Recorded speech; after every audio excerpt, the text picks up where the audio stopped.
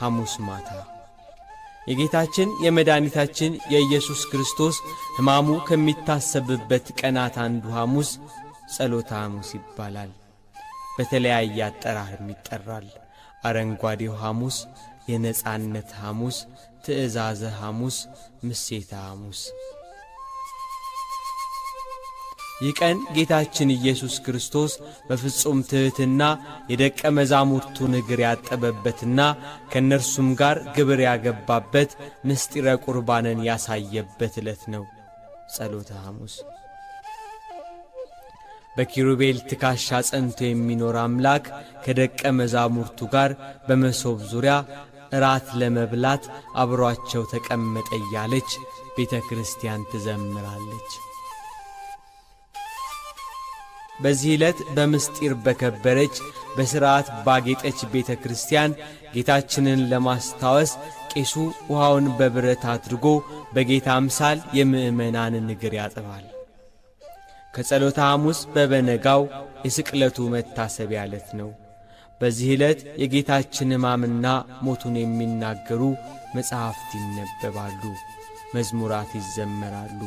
ሕዝቡ ሁሉ የጌታን ሕማምና ሞት እያሰቡ ክርስቶስ ለእኛ ያደረገውን መከራ እየተዘከረ ይሰገዳል።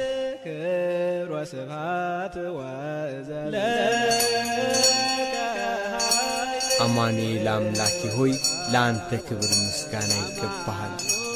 ኃይሌ መጠጊያዬ ኢየሱስ ክርስቶስ ሆይ ክብር ለአንተ ይገባል።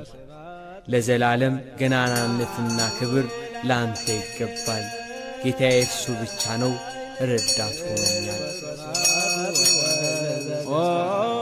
ለአምላክ ምስጋና ይገባል፣ ለሦስትነቱ ምስጋና ይገባል፣ ለመንግሥቱ፣ ለመከራው፣ ለሕማሙ ምስጋና ይገባል እያለች ቤተ ክርስቲያን ትሰግዳለች።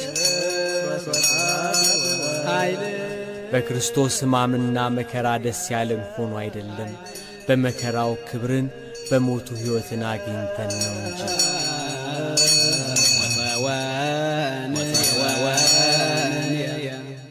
ጌታችን ኢየሱስ ክርስቶስን ጸሐፍት ፈሪሳውያን ወደ ሊቀ ካህናቱ ቤት አስረው በመንገድ እየደበደቡ ወሰዱት። ኀጢአት ያልሠራ በአንደበቱ ሐሰት ያልተገኘበት እርሱን እየደበደቡ ወሰዱት። አይሁድና ሰዱቃውያን ሁሉም የስህተት ምክንያት ፈልገው በተፈታተኑት ፈተና ሁሉ በጌታችን አንደበት ሐሰት አልተገኘም ነበር። ይልቅ የአንደበቱ መከናወን፣ የእጆቹ ተአምራት፣ የነገሩን መወደድ ይደንቃቸው ነበር። ሕዝቡ ሁሉ ትምህርቱን ለመስማት ይሳሱ ነበር።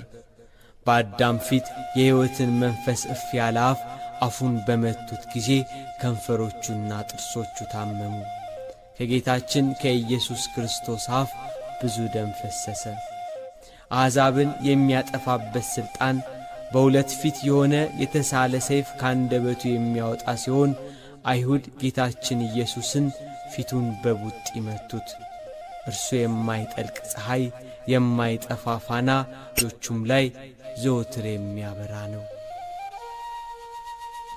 ሰነፎቹ አይሁድ ግን ከምድር ነገሥታት ይልቅ የሚያስፈራ ፊቱን መቱት።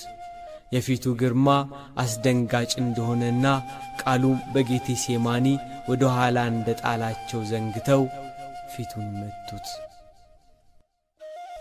አይሁድ ጌታችን ኢየሱስን የእስራኤል ሊቀ ካህናት ወደ ነበረው ወደ ሐና ወሰዱት።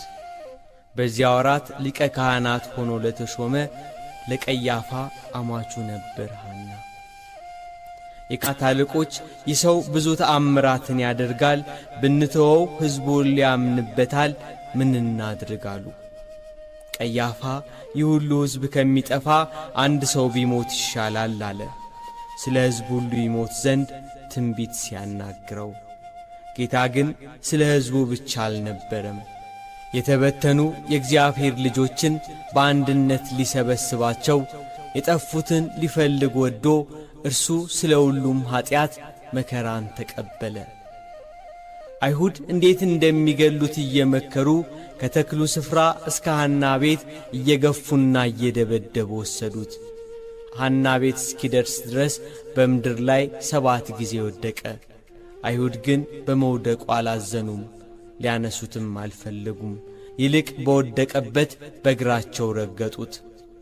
የተሻለ ሰይፍን መርገጥ ለእነርሱ እንዲብስባቸው አላወቁም። የአንገቱን ስር በታላቅ አመታት መቱት፣ ይሙት ብለው ደበደቡት። አዳምን ከኀጢአት ቀንበር ነፃ ያደርገው ዘንድ ሰውን የፈጠረ እርሱ እጁን ለሕማም ዘረጋ። ክንዶቹን መቱት፣ ደረቱንና ስለ እኛ የተራበ ሆዱን ደበደቡት። መራቡ እውነት ነው። ሰይጣን ሊፈትነው እንደ ተራበ አውቆ ወደ እርሱ ቀረበ። የእግዚአብሔር ልጅ ከሆንክ እኒህ ድንጋዮች እንጀራ ይሁኑ ብለህ እዘዝ፣ እኔም አንተም ተርበናል ብሎ ቢፈትነው ሰው የሚድን በእንጀራ ብቻ እንዳይደለ ተጽፏል፣ ከእግዚአብሔር አንደበት በሚወጣ ቃል እንጂ ብሎ ድል ነስቶታል። ሰው በሆነበት ወራት እርሱ ስለ እኛ ተራበ፣ እኛን ከነፍስና ከሥጋ ረሃብ ያድነን ዘንድ ተራበ። በ5 እንጀራ በ2 ዓሣ 5000 ሰው የሚያጠግብ ሲሆን ተራበ። በ1 ዓሣ በ7 እንጀራ 4000 ሰው የሚመግብ ሲሆን ስለ እኛ ተራበ። አይሁድ ግን ከተራበ ሆዱ ጋር ደረቱን መቱት። አቤቱ ይህን ሁሉ መከራ ስለ እኛ ተቀብለሃልና